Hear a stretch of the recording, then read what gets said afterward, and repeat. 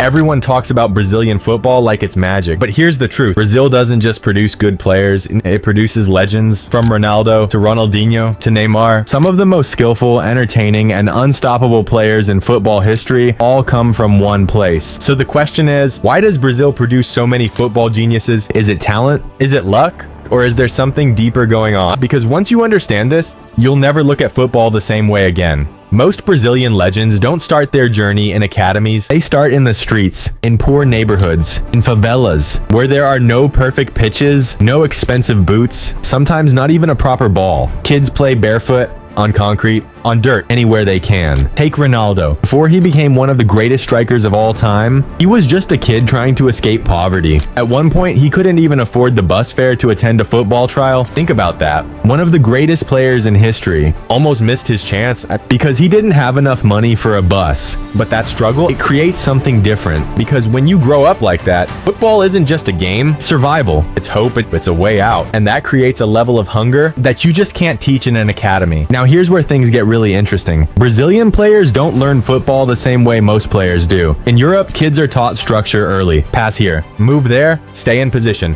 But in Brazil, it starts with freedom. Kids grow up playing street football and futsal. Small games, tight spaces, constant pressure. You don't have time to think, and so you learn to react instantly. You learn to control the ball in impossible situations. You learn to beat players, not just pass around them. That's why Brazilian players are different, and their first touch is sharper. Their dribbling is smoother. Their creativity is on another level. Players like Ronaldinho didn't just play football. They made it look like art.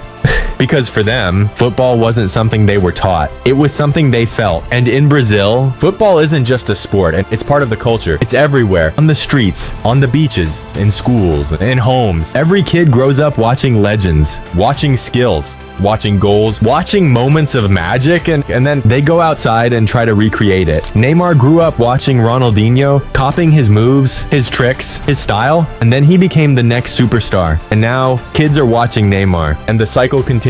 Generation after generation, Brazil keeps producing talent. But there's another key difference. In many countries, players are afraid to make mistakes. They play safe, they avoid risks. But in Brazil, mistakes are part of the game. Players are encouraged to try things, to express themselves, and to take risks, to do something unexpected. That's why Brazilian players play with flair. Stepovers, flicks, skills that make defenders look lost. They're not just trying to win, they're trying to entertain. And that freedom, that is what makes them so dangerous. Because when a player isn't afraid, that's when they become unstoppable. But there's also a darker side to this story, because the same environment that creates greatness can also destroy it. And we've seen it happen many times. Injuries, pressure, lifestyle choices. Some Brazilian players rise to the top, struggle to stay there. Ronaldinho reached the peak of football and then declined earlier than expected. Neymar had the talent to be the best in the world, but injuries constantly held him back. Even Ronaldo, despite all his greatness, had his career heavily affected by injuries. So while Brazil produces incredible talent, it also comes with challenges, because raw talent alone is not always enough. But still,